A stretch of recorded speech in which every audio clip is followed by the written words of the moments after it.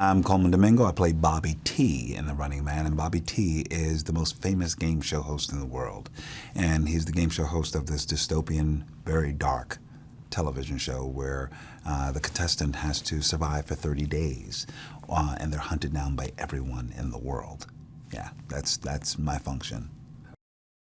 You know, more than anything, more than the Stephen King novel that it's based on, was Edgar Wright. I think he's just such a profound, prolific director.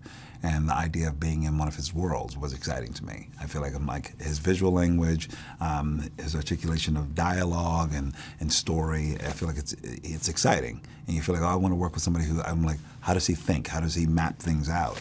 And I feel like I got a really great chance to, you know, have a first-hand look to be in his world. And it was exciting, and it was fun, and he's really enthusiastic, and he's one of the smartest guys I know, and he's a true cinephile. So even his references, you're like, oh wow, I want to know as much as he knows. And so it was exciting.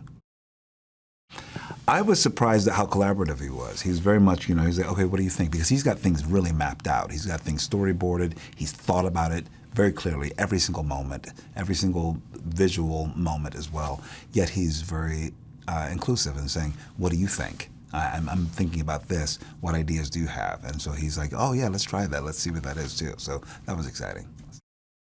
You can do your work in a silo for a while and really working on Bobby T and researching, you know, game show hosts, talk show hosts, you name it. But then when you're there in that arena with that audience, and these were all background players, I start to build a relationship with them. So they were my audience. They were doing the things that I needed them to do to help keep the show going. So that was something I didn't anticipate. I didn't know that helps inform my performance. So what you see from me as Bobby T is a lot of that background that was there. They helped me become who I needed to be. You become that character in many ways. You're like, oh, because they, you know, like when they say, you know, you're only the king when it's the way other people treat you. And the way they treated me when I would walk out on stage, they would say, Bobby T, Bobby T.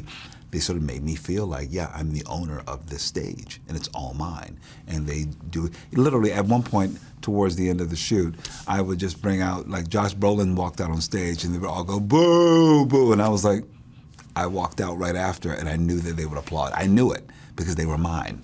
They were not Josh Brolin's, they were my audience.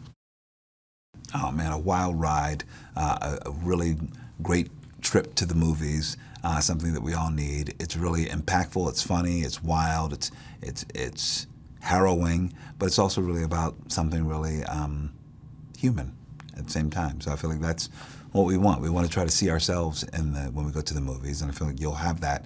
And Glen Powell's character, Glen is phenomenal in this role. So you're going for Glen Powell, you're going for a lot of story, you're going for explosions and wild things happening in an epic event in a film, and you want to be there. You know, you want to say that I saw it.